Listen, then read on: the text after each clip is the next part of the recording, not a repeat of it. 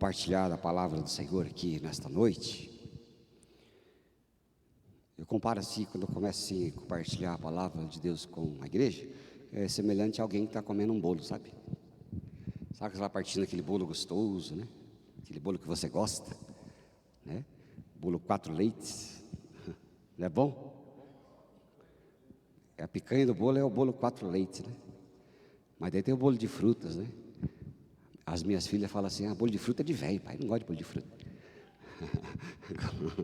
Gosta de frutaiada aí, né? Que põe figo no bolo, aquela coisa. Mas é assim, né? Quando a gente compartilha a palavra de Deus. E nós vamos continuar compartilhando no livro de Hebreus, capítulo 2, verso 10. Eu me propus até o final do ano, né, falar de Jesus. Aí você fala assim, é redundante, né? Como assim falar de Jesus? É que muitas vezes a gente não fala de Jesus, você sabia disso? Você fala em vários assuntos, mas Jesus não é o centro do assunto. Não é verdade? E eu acredito assim, quanto mais você conhece Jesus, todas as coisas em volta, elas são sombras. As bênçãos vêm, a cura vem, a alegria vem, a depressão vai embora, a ansiedade vai embora, porque quanto mais próximo de Jesus, mais você se parece com Ele, e mais você confia nele, não é? Tá certo? É ou não é? Você parece, né? Conforme você pensa, você crê, você se parece. Essa semana tive uma experiência engraçada. Eu fui até Londrina para um congresso, aproveitar e visitar a minha mãe, a minha avó. Só que lá na casa da minha mãe não tem onde dormir, sabe? Então eu tenho que ficar em hotel. E sabe como é, né? Ficar em hotel não é aquela coisa.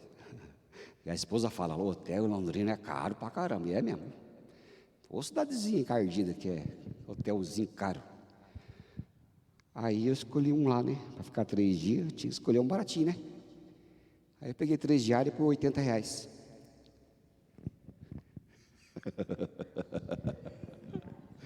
Você ouviu bem.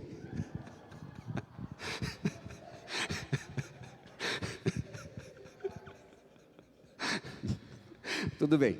Foram 3 diárias por R$300. Ainda está barato, né? Melhorou. Tudo bem. A Rafaela quis ir comigo, foi comigo, né? Chegamos lá, beleza? Vamos. Aí eu falei assim, Rafa, já vamos chegar no nosso resort, fica tranquilo. Aí, beleza, cheguei, né? Aí cheguei lá, na porta, sim. Quando ela chegou na porta, ela olhou para mim. Eu olhei para ela e fiz assim. Eu falei, é o que temos para hoje. Aí, a porta realmente, se eles melhorassem a porta, levaríamos menos susto, né? Lá dentro até poderia ser um pouquinho melhor. Aí entramos. Aí lá fiz a fichinha, tudo certinho. Daí a Rafa, malinha, entrou. Aí eu olhei para ela assim, aí a Rafa está quase do meu tamanho, né? E ela estava bem vestida, porque essas meninas só gostam de sair bem vestidas. Aí quando ela foi entrando no nosso resort, eu olhei e pensei assim, ela não combina com esse lugar. Ela não combina com esse lugar, não. Mas fazer o quê? Passamos 3 dias lá, pelo menos tinha ar-condicionado. Quando a gente anda com Jesus, nós nos tornamos também assim, ambientados com Ele, sabia? Nós nos parecemos com Ele. A forma de você se portar, a forma de você agir, a forma de você pensar, ela reflete Jesus. Você se torna uma pessoa diferenciada quando anda com Jesus, bem familiarizado com Ele. As pessoas percebem quando você tem segurança no falar, no andar, no se portar, nas atitudes. É a mesma coisa, não é? E quando a gente conhece Jesus, caminhando aqui pelo livro de Hebreus, nós vamos ver que Jesus, Ele se tornou humano para nos tornar divinos. Houve uma troca. Ele se fez carne para que nós, carne, nos tornássemos um espírito, vivificados, filhos de Deus, e nos chamou de filhos. Muito bem, Hebreus 2, verso 10 até o 13, vamos ler, diz assim, vamos ler junto, para participar? Porque convinha que aquele por cuja causa e por quem todas as coisas existem, conduzindo muitos filhos à glória, aperfeiçoasse por meio de sofrimentos o autor da salvação deles. Pois tanto que santifica como os que são santificados, todos vêm de um só. Por isso é que ele não se envergonha de lhes chamar irmãos, dizendo: a meus irmãos declararei o teu nome, cantar-te-ei louvores no meio da congregação. E outra vez, eu porei nele a minha confiança, e ainda, eis que estou, e os filhos que Deus me deu.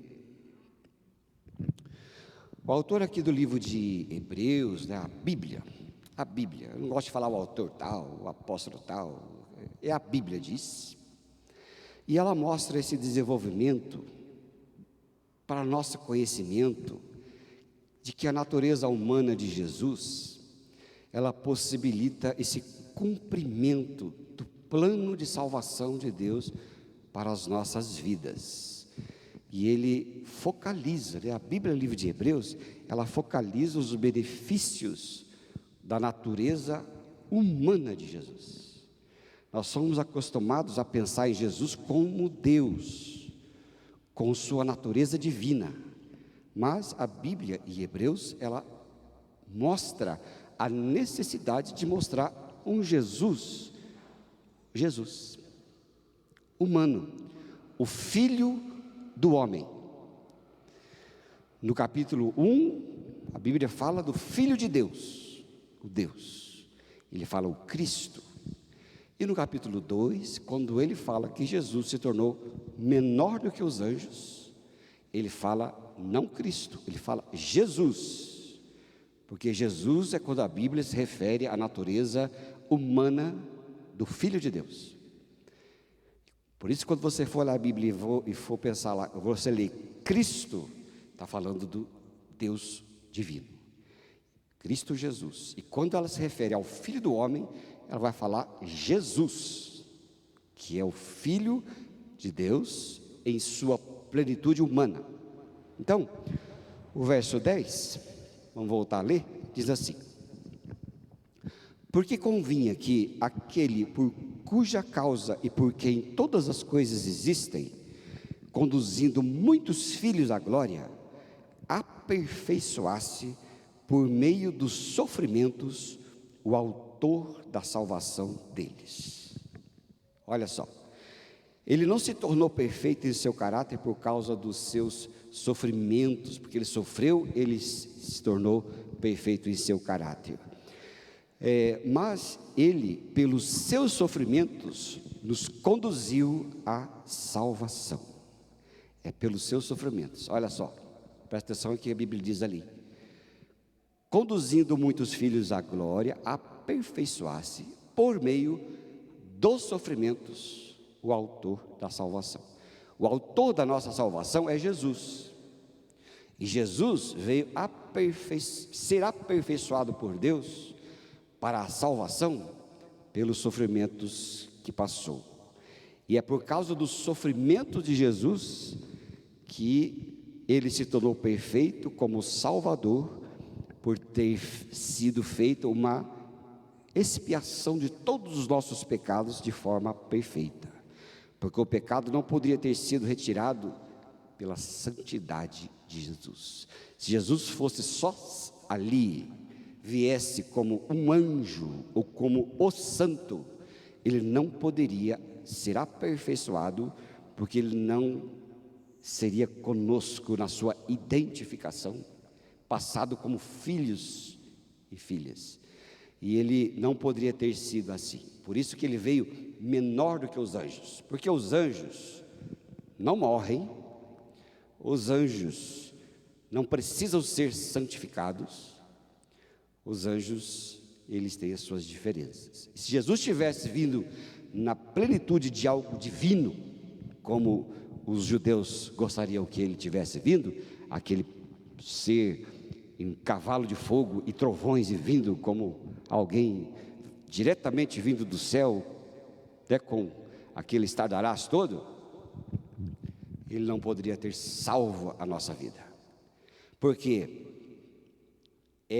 em semelhança de ser humano, como Jesus, é que ele pôde então experimentar as tentações do pecado, a experimentar a fraqueza do pecado, fraqueza, não em pecado. Ele veio experimentar como nós somos, e a santidade então pudesse ser assimilada na nossa vida. Ele deveria sofrer consequências do pecado para nos tornar identificados com ele, porque haveria uma necessidade de que Deus nos resgatasse para si. Eu sempre digo, é bom que vocês se lembrem, sempre, Deus nos salva não porque Ele é bom, isso é coisa de espiritismo. Oh, Deus bondoso, aquelas figurinhas. De vez em quando, o nosso artista aqui da igreja que faz os nossos posts, me manda uns posts, que eu falei assim, meu filho, isso aqui parece adventista, parece testemunho de Jeová, né? Essa figura que você trouxe aqui. E aí, eu falo, muda isso aí, eu quero uma coisa mais sóbria, porque é aquele triunfalismo, né? Que não existe, daquela figura que eles fazem, né?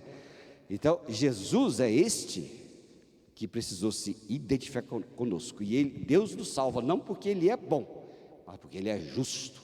Você sabia disso? Nós somos salvos e feitos seus filhos não pela sua bondade, pela sua justiça. A sua bondade se dá quando Ele entrega o seu filho. Aí sim é porque Ele foi bom. Mas não porque Ele é, belezinha, né? Vai lá, vou salvar você, você vem aqui para o céu, não sei, aquela coisa, nada disso. Ele salva pela sua justiça, porque a justiça deve ser feita, e a justiça foi feita em Jesus, que veio até nós para se identificar conosco. E essa melhor atuação de um ser não sofredor não poderia ter removido a culpa do pecado se ele tivesse vindo sem natureza humana. Afinal, que graça tem um todo-poderoso vir e aniquilar todos os fracos? Isso é coisa de mitologia grega, onde veio o grande e veio, né, o Thor, né? Thor já vem, já dá um murro aqui, já tira o negócio daqui, já põe outro lá, essas coisas erradas. Isso aí é coisa, isso não é. Porque Deus em Cristo precisou descer e experimentar a fraqueza. É por isso que eu já falei antes, lá na frente tem um pouquinho mais. É por isso que ele veio estar sujeito à morte. Porque se Jesus não morresse, ele não venceria a morte. Porque só se vence morte com... Fala. Só se vence morte com vida, com a ressurreição. Tem que morrer para vencer e se identificar. Mas vamos lá. Vamos ver uma coisa interessante porque ele veio. Gênesis 2,17, coloca para nós fazer um favor. Você vai ver uma coisa interessante, porque era absolutamente necessário Jesus vir em carne para estar sujeito ao pecado. Por quê? Porque Deus mandou antes. Vamos ler junto? Mas da árvore do conhecimento do bem e do mal não comerás. Porque no dia que dela comeres, quando a serpente falou para Eva que se ela comer não morrerás, para nós não tem nenhuma diferença na tradução, mas no grego e no original é absolutamente diferente. Porque a serpente omite o certamente morrerás. Deus falou, certamente morrerás. Aquela árvore não é só uma árvore, uma fruta, uma maçã, essas coisas que o pessoal coloca, né? Aquilo é o símbolo de uma dependência de Deus, entre o ser humano com Ele e o ser humano sem Ele. que ele representou nesta árvore. E não era para o ser humano tomar daquilo, era para andar com ele, para ele não morrer. Gênesis 3:6, vamos seguir aí? Coloca lá. Vamos junto? Vendo a mulher que a árvore era boa para se comer, agradável aos olhos, e árvore desejável para dar entendimento, tomou-lhe do fruto, comeu e deu também ao marido, e ele comeu. Olha aí, da onde vem a necessidade de você dizer assim: você tem que ser salvo, mas salvo do quê? As pessoas que não têm entendimento espiritual não entendem isso. Salvo do quê? Não estou salvo de nada, eu me basto. Aí você fala: é por isso que tem que ser salvo, porque você se basta. Esse é o pecado. Esse é o pecado lá em Adão e Eva, ou os primeiros seres humanos ali. E ela deu ao marido. O responsável pelo pecado não foi Eva, foi o homem, foi o Adão. Porque a ordem foi dada não a Eva, a ordem foi dada a Adão, certo? É ele que deveria administrar. E quem deu pontapé no pecado lá, ela até foi usada ali, mas foi Adão. Por isso, Jesus nasceu de uma virgem, sem a intromissão de um homem, porque quem transmite o gênero do pecado é o homem e não a mulher. A mulher recebe. Por isso que Jesus veio de uma virgem, sem contaminação, porque como diz algumas teorias aí filosóficas heréticas, que diz que Maria foi sim fecundada por um homem e Deus se apossou de Jesus. Isso é uma heresia absoluta, porque se Jesus tivesse sido fecundado por um homem, Jesus seria vindo a esta terra pecador, e Jesus não veio pecador. Vamos lá, Romanos 5:12. Então vamos lá ver o fim ali. Vamos ler junto? Portanto, assim como por um só, foi uma só mulher ou um só homem? Quem que deu a maçã para Adão? Mas quem pecou? O homem. Por um só homem entrou o pecado no mundo, e pelo pecado a morte, assim também a morte passou a todos os homens, porque todos pecaram. Por que Jesus tinha que vir? Porque todos pecaram. Todos. Então ele deve morrer. Nada menos do que a morte satisfaria a justiça de Deus. E os cristãos hebreus estavam sendo influenciados pelo judaísmo, dizendo que Jesus, porque ele morreu na cruz como ser humano, não poderia ser Deus. Esquece Jesus. Mas eles estavam ignorando o fato de que, se a Bíblia diz lá em Romanos que se as hostes e as pessoas deste mundo, ao matar Jesus, soubessem o que estava fazendo, não teriam crucificado o Senhor da glória.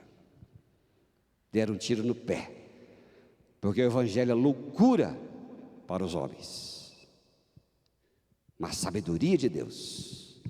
E ao Jesus morrer como homem, ele levou-nos a morrer, e quando ele ressuscitou, aí sim foi a loucura e o engano do diabo. Na verdade, você percebe lá, você lembra quando Jesus estava dizendo que iria para a cruz, e Pedro chegou e disse: não, Senhor, de modo nenhum irás para a cruz. O que é que Jesus disse? Fala, gente. Afasta-te de mim, Satanás, porque não cogita das coisas de Deus, mas das coisas dos homens. O diabo queria afastar. Então, se já fosse mais esperto, era ao contrário, não poderia matar Jesus, porque a matar ele estaria se matando. E aqui a Bíblia diz que todos pecaram, e Jesus deveria passar por isso para nos salvar do pecado, para nos identificar conosco.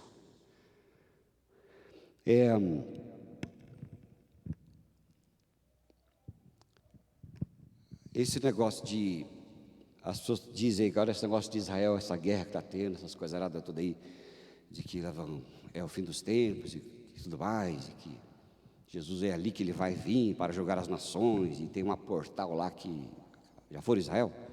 Tem um portal lá que dá para a Domo da Rocha, que diz que é ali que Jesus vai arrebentar aquele muro e entrar, e para julgar as nações, e tem um vale, aquela coisa. Então essas coisas que as pessoas dizem, né? Mas muitas vezes cuidado para não desviar a gente de Cristo. Quando alguém me diz essas coisas, eu digo, eu não sou judeu, eu sou cristão. E a minha fé em Cristo diz que Ele virá tanto do Oriente como do Ocidente. E Ele nos levou todos a sermos junto com Ele. Então cuidado com o judaísmo, esse sionismo que faz a gente achar que tudo vem de lá. Lá foi o berço do cristianismo. Jesus teria que vir no berço de algum lugar. O berço, mas não significa que é o túmulo do mundo. Então é só para vocês pensarem um pouquinho. Não precisa concordar se não quiser. A maldição veio sobre nós como resultado do pecado. Então, sem Cristo estávamos malditos. Vamos ver Deuteronômio 27, verso 26, ali para nós. Leia comigo ali, queridos. Maldito aquele que não confirmar as palavras desta lei, não as cumprindo. E todo o povo dirá amém. Ou maldito que não confirmar as palavras desta lei. Todos estavam mortos na lei, ali. E se Jesus não tivesse sido tão perfeito, jamais teria sofrido, nunca poderia ter removido a nossa maldição. Porque estávamos todos malditos e mortos, desde o Éden. Se Jesus não tivesse vindo, Ele não poderia ter removido a maldição que era nossa. Gálatas 3, verso 13. Veja aí para nós, por gentileza. Diz assim a Bíblia: Cristo nos resgatou da maldição da lei, fazendo-se Ele próprio maldição em nosso lugar, porque está escrito: maldito todo aquele que for pendurado no madeiro, para que a bênção de Abraão chegasse aos gentios em Jesus Cristo, a fim de que o recebêssemos pela fé o Espírito prometido. Ele na cruz resgatou a maldição que estava sobre nós. Se Jesus não tivesse vindo e morrido naquela cruz, não haveria remoção da maldição. Se ele não tivesse vindo, ou se ele tivesse vindo como alguém só divino, sem se identificar conosco, com a pena que era nossa, nós estaríamos debaixo da maldição. Mas a Bíblia diz que Ele, naquela cruz, resgatou-nos da maldição da lei. Você não é mais um maldito não, sabia? Sabia ou não sabia? Já ouviu alguém me dizer que você é um maldito? Que seja bendito, né? Por isso que as pessoas chamam Benedita. Quem conhece alguma Benedita aí? Ou Benedito? Dois? Benedita e Benedita? A avó dela é Benedita? É bendita. É uma bendita. Nós somos benditos, mas não se engane. Sem Jesus Cristo, sem crer na sua obra, todo mundo é maldito. Nós em Cristo somos benditos, porque sendo crucificado, Ele se tornou maldito sendo crucificado. Para que nós não fôssemos malditos, Jesus da cruz, ao morrer, se tornou maldito em nosso lugar, por nós e em nós, porque Ele morreu, e assim Ele pôde fazer perfeita expiação do pecado que era nosso, para que a gente não morresse eternamente, mas para que nós vivêssemos, para que nós vivamos. Ele foi perfeito e o pecado exigia punição. Não pensem vocês que o pecado não exige punição, ele exige punição. Toda pessoa que tem que receber Jesus, que não nasceu de novo em Jesus, ele está maldito. E é só em Jesus, quando ele crê, que ele se torna bendito. porque há punição para o pecado. Nós lemos aqui que o salário do pecado é a morte. A morte, ela entrou para todas as pessoas, e sem isso estamos mortos. Jesus perdeu tudo ali, na sua humanidade. Tiraram as suas vestes. Se você for observar, eu quero que você observe comigo ali, olha, Salmo 22, nós vamos ler, o Salmo 22, ele é o Calvário, ele é o Calvário. Você pensa que o Novo Testamento está só lá no Novo Testamento? Está no Antigo. E Davi, ele anteviu a obra de Cristo no Calvário. Coloca para nós aí, nós vamos ler ali, olha, não precisa ler comigo, eu vou ler aí sozinho para ser mais ligeiro, mas presta atenção nisto. A meus irmãos declararei o teu nome, cantar-te-ei louvores no meio da congregação. Está lendo desde o 1? Salmo 22, verso 1 em diante, é isso? Salmo 22, 1. Coloca 1 para mim. Deus meu, por que me desamparaste? Por que se acham longe de mim a salvação, as palavras do meu bramido? Quem está falando isso aí, Davi ou Jesus? Onde você encontra essa frase? Na cruz. O Espírito Santo falou por meio da boca de Davi. Deus meu, por que me desamparaste? Por que se acham longe de mim a salvação, as palavras do meu grito? Pode continuar. Deus meu, clamo de dia e não me respondes, também de noite, mas porém não tenho sossego. Contudo tu és santo, entronizado entre os louvores de Israel. Nossos pais confiaram em ti, confiaram e os livraste, e a ti clamaram e se livraram, confiaram em ti e não foram confundidos. Mas eu sou verme e não homem, opróbrio dos homens e desprezado do povo. Parou aí, para lá. Jesus disse: sou verme e não homem. Por que ele falou isso? Porque naquela cruz ele tomou o pecado de todos nós. O pecado da humanidade estava sobre ele. Nem digno de ser chamado homem ele foi. Ele disse: sou verme, porque o pecado é um desastre absoluto. Esse sofrimento que está no mundo aí é por quê? Por causa do pecado. Se lá atrás não tivessem dado ouvidos ao diabo para desobedecer a Deus, não teria nada disso. Mas Deus precisa salvar.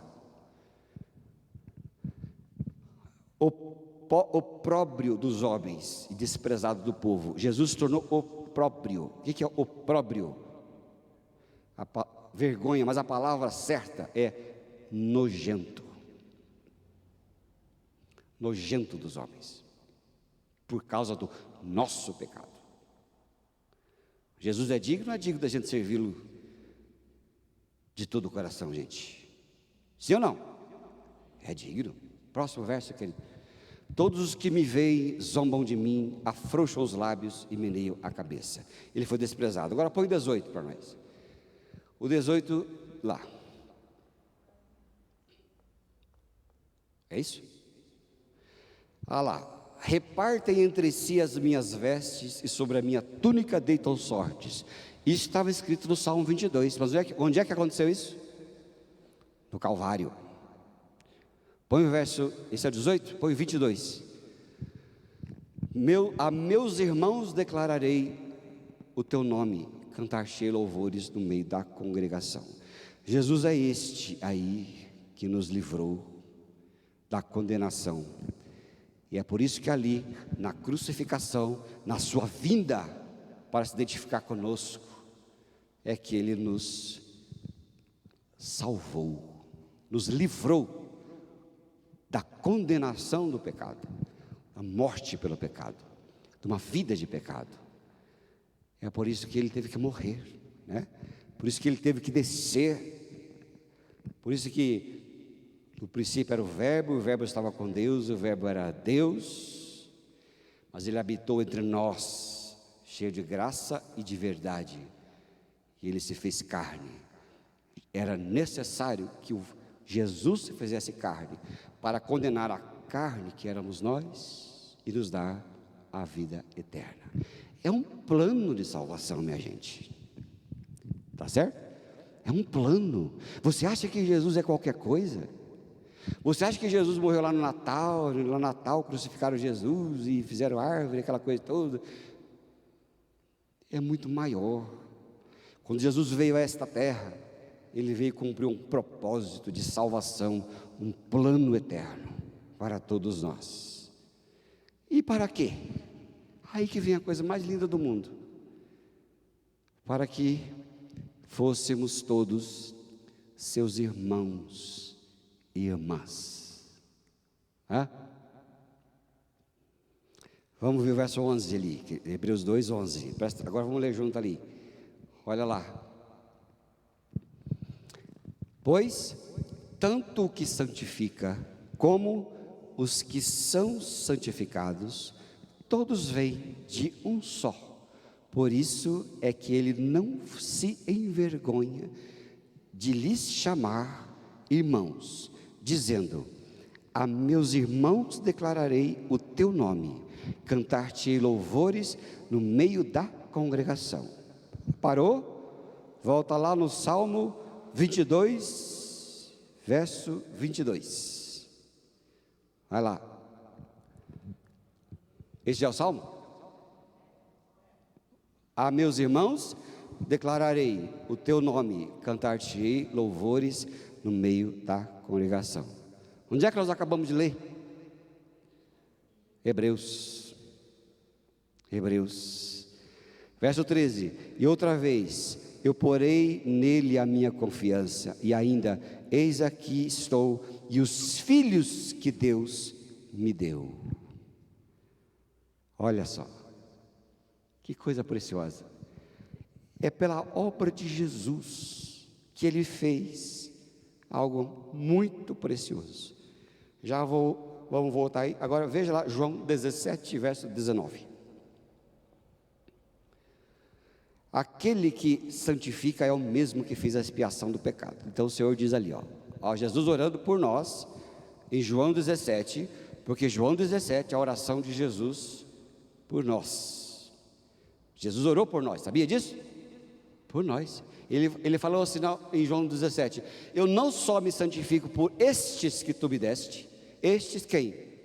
Os discípulos que estavam com ele, mas aqueles também que vierem a crer em mim. E quem que crê nele? Nós, a igreja. Irmã Denise? É assim mesmo. Não. A gente vai ser mais pentecostal, né? Aleluia, Deus. Nós somos metodistas, né? Esse dia teve a pastorada metodista aqui. Fomos só levantar um clamor. E por incrível que pareça, o mais avivado era eu. Quando o mais avivado era eu, você vê que o negócio estava meio feio, o negócio ali, né? Aí eu falei, não é possível, gente. Tem que fechar o olho e abrir a boca, né? Eu falei, pastorada, é tudo metodista mesmo, né? Que negócio é esse? A hora que vai levar, abra a boca, criatura. Depois quer que a igreja abra a boca? É por eles eu também me santifico. Por nós. Olha, agora, 1 João 2,2.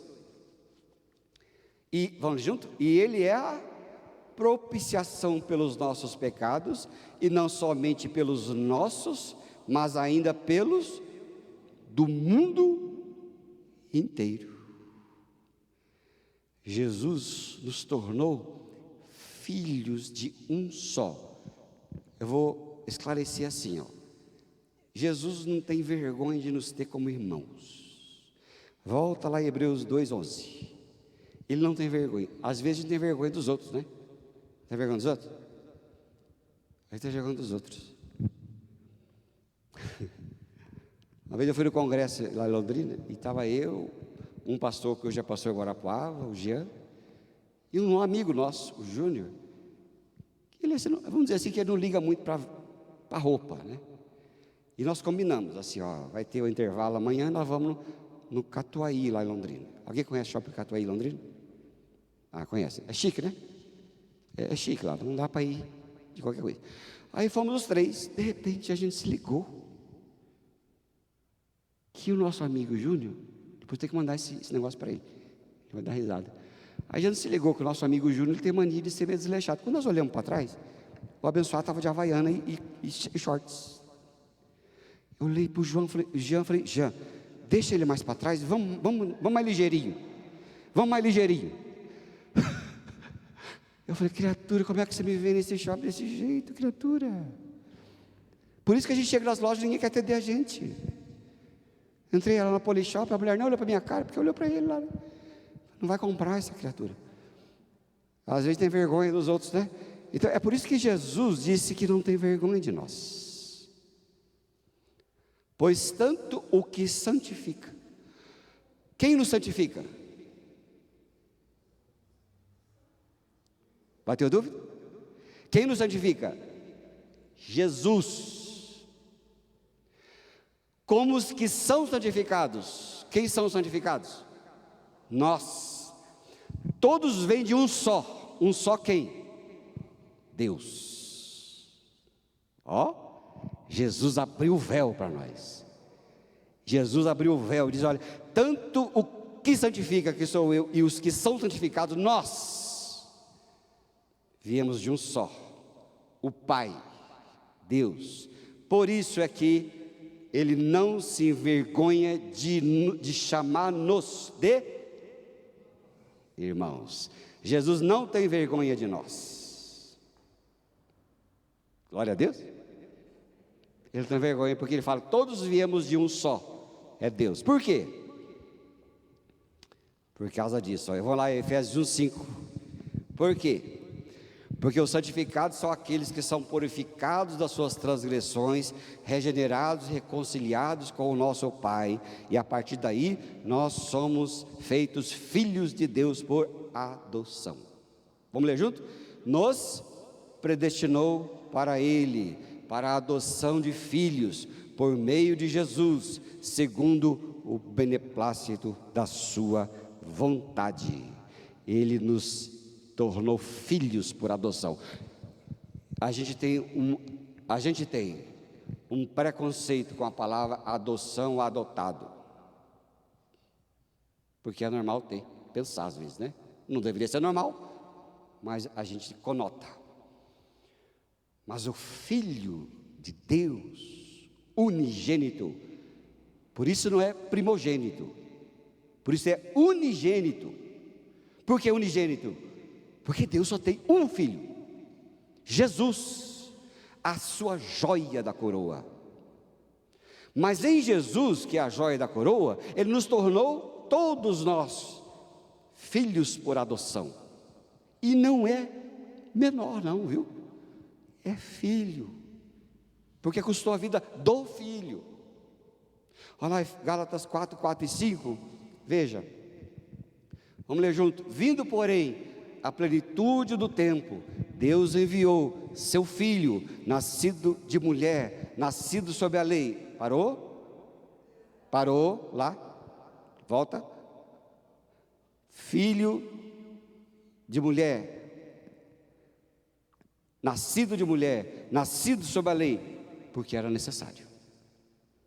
Ele não veio um anjo, por isso, né? Próximo. Para resgatar o que estava sob a lei, a fim de que recebêssemos a adoção de filhos. Você é filho. Já teve aquela bobice de falar assim, se eu tivesse nascido lá no palácio do Windsor, se eu tivesse nascido no sangue azul. Eu tenho sangue azul, sabia? Sabia que tem sangue azul? Dom Pedro I chamava Dom Pedro de Alcântara Francisco.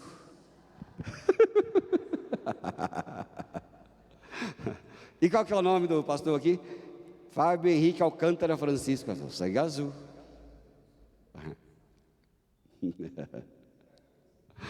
Pois é, não basta ter só o nome, né? Ele não precisa ter desejo de ter sangue azul.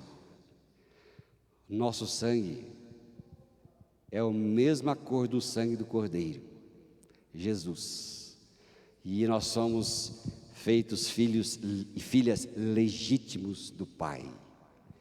Você é riquíssimo, meu querido. Sabia? Se você conhecesse Jesus cada dia, quanto você deseja conhecer outras coisas, você seria um ser bem metidinho, bem metidinha. Porque, eu sou filho do rei, eu sou filha do rei, sou herdeiro de Deus. Por isso que as pessoas muito crentes são muito tranquilas e serenas. Não porque tem essa bobice de achar que tem sangue azul, mas porque elas sabem quem são. Sabe do rei, o pai, que é o seu pai. Ela conhece, como o apóstolo Paulo fala em Filipenses 4,19, e o meu Deus, segundo a sua riqueza em glória, nos deu todas as coisas. Pode não ter as coisas. Bispo João Carlos, numa devocional que eu vi, que ele fala ali no Instagram, falou uma coisa tão preciosa, que ele disse assim, Jesus, espero que eu lembre, mas ele disse mais ou menos assim, o rico de materialmente o rico, se ele tiver só riqueza, ele não tem nada. Mas o pobre, que descobriu e recebeu a adoção de filho, pode não ter tudo, mas tem tudo o que precisa. Faz sentido? Tem tudo o que precisa. E a gente tem tudo o que precisa. Por isso que eu bebo Coca-Cola. Eu me recuso a beber genérica, porque o rico e o pobre bebem Coca. Não inventaram nada melhor do que Coca-Cola. Tá bom, até me rendo de vez em quando a zero. Porque a Bíblia diz que são todos um, e isso significa que pelo sacrifício do Filho unigênito fomos unidos à família de Deus, porque o seu sangue passou a estar em nós também. Quando Cristo veio, se tornou Jesus, e ele se tornou, a divindade se tornou humano, para que o humano se tornasse divino. Quando Jesus veio e subiu, ele se misturou a nós. O divino se tornou humano, que o humano se tornou divino, fez uma mistura. Ele se misturou. É a coisa de Deus. E é isso que Deus fez. Romanos 8, 29 ali, já estamos aí indo para os últimos versos. Vamos ler junto? Porque aos que de antemão conheceu, também os predestinou para serem conformes à imagem do seu Filho, a fim de que ele seja o primogênito. Deus é tão perfeito, que a palavra unigênito, depois da ressurreição, se tornou o quê? Por quê? Porque tem outros filhos. Glória a Deus, né? Deu o circo-tico aí? Pode dar o circo-tico aí, não tem problema. Coisa mais boa. E ele nos fez tornar. Jesus veio fazer isso por nós. Jesus é maravilhoso, porque ele nos transformou. Na Bíblia, quando você lê o Evangelho, você vê que ele nos chamou de servos para amigos, de amigos para irmãos, e de irmãos, ó mistério, e de irmãos para? Alguém falou já? Filhos. De servos, amigos, irmãos, filhos. Essa é a nossa realidade espiritual. E que olha, agora no momento de intercessão você pode vir aqui à frente e pedir. Porque é um filho pedindo para o pai. E o pai não deixa de dar nada para os seus filhos, segundo a sua vontade. Amém, amados? Graças a Deus. Assimila essa herança, viu? Em nome de Jesus. Vem aqui, Cleide, nós vamos fazer oração, né? intercessão. Agora sim, depois que você foi edificado pela palavra, vamos orar. Você que quer oração nesta noite, vem aqui ao altar. Você que quer pedir ao Pai por a libertação de alguém, por uma enfermidade, por uma situação que você esteja passando. No culto da noite a gente faz esse momento de intercessão muito precioso, que é onde nós encontramos cura. Sai do seu lugar aí. Se você quer oração, vem aqui, nós vamos orar por você.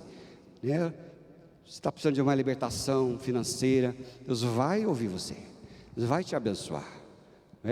Sua saúde, Deus pode te tocar. Pode ir vindo, fecha teus olhos aqui no altar e peça ao Pai, porque você é filho, você é filha, e Ele vai te responder, Ele vai te abençoar, em nome de Jesus. Vá colocando, querido, fecha teus olhos e apresenta a Jesus o seu motivo de oração.